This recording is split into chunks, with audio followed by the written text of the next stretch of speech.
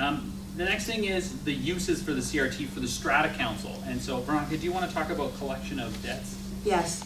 I think the CRT can be a really useful tool for strata corporations. I think certainly at the very beginning, the sense I got was the strata corporations were, those that were aware of them were afraid of the CRT. They were afraid of all the claims that were going to be made against them. And in fact, I think more of the claims, correct me if I'm wrong, seem to come from individual owners than from strata corporations, which tells me that the strata corporations aren't using this tool that's available to them as effectively as they can. There are tons of little debts that you have with owners owing on fines, owners owing on insurance deductible chargebacks. You can collect those at the CRT in a really cost-effective manner. And it's like a $150 filing fee? $125. $125 if you do it online. Right, $125 if you do it online. I forgot about that $25 discount. $125 if you do it online, and away you go. And you can, at the very end up with a judgment for the full amount of what you claim, so provided you have a good claim. And you've done it. You don't have to go to small claims court. You used to have to go to small claims court to do some of these things. For example, an insurance deductible chargeback, you go to small claims court. Somebody on council would have to take a day off to go to the settlement conference. Somebody would have to take a day off to go to the trial.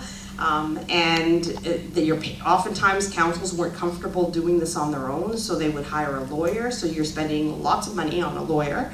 And all for it to take a year to a year and a half to get to the very end. Now you have the CRT, which it's not been as quick as they had hoped, but things are moving, and we're seeing decisions come fast and furious, and we've seen a lot of strata corporations that have used this tool actually being able to get judgments for some of these amounts. So I think the message is that councils really need to start to get comfortable with this platform. And try to collect some of their debts. The other thing about it is, I know sometimes this is daunting, but strata corporation, so while this is all sort of meant for the people to use it directly without the need of lawyers, it doesn't mean you can't get a lawyer to help out. So you can, for example, what often I'll get is an email or a phone call or a meeting with the council that says, here's our issue. How do you think this would fare at the CRT? And then we can provide them some advice, and then away they go. Or sometimes they want some help along the way, and then they go. Or sometimes they want to do it all by themselves. I mean, that's the freedom that you have as the Strata Council to make that decision. So I think it's a really useful tool, and I think that Strata Council should use that tool in order to deal with some of those debts that you have that in the past you haven't been able to collect because it's not cost effective, and before the limitation period expires on some of those debts, because most of those debts will only have a 2-year limitation period. So you want to get on those before they kind of disappear. Thank you. So actions that are needed. One of the things strata councils are going to have to do is have hearings more regularly. So if an owner requests a hearing, it has to be held. You don't need the strata manager there, but the strata manager can assist with being there. I remember 7 years ago, hearings were very, very rare. Now they're almost commonplace. So an owner is issued a fine letter, and they want to talk to the strata council about it. They got a $50 fine because their dog made a mess somewhere, and they want to tell the council they don't have a dog. You know, that kind of idea.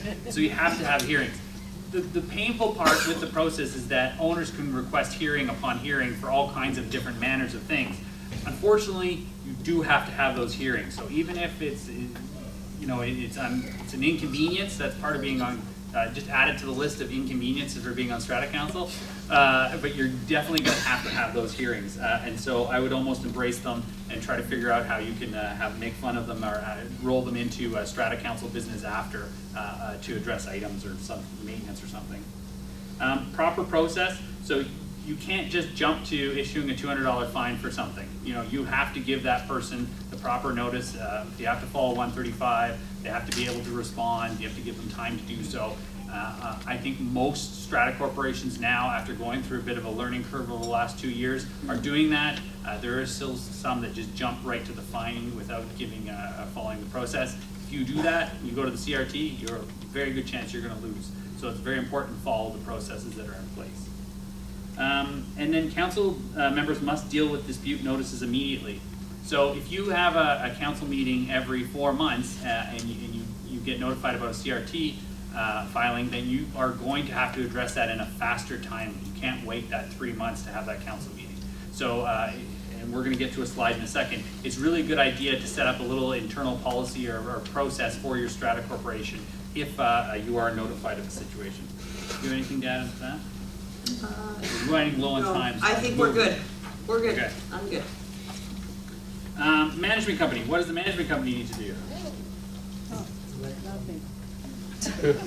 Collect the money, yeah, right. We really need to assist in producing documents.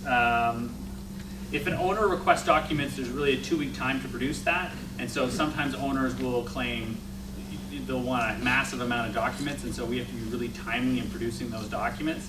And we also have to ensure timely turnover of CRT notices. So if the property management company is usually the mailing address or receiver, and then they have to pass them on to council, because then council again has to respond, and there's a limited time frame for doing that. We find the most successful is that if at your next council meeting, somebody puts up their hand and says, okay, I'll be the point person. Doesn't mean they're making the decisions for everybody, but what it means is that they're going to be the person that's going to own the CRT. Really, we think having a president's important, having a treasurer is important, and now you really need someone that's designated for the CRT, and then they can be that person that can deal with it.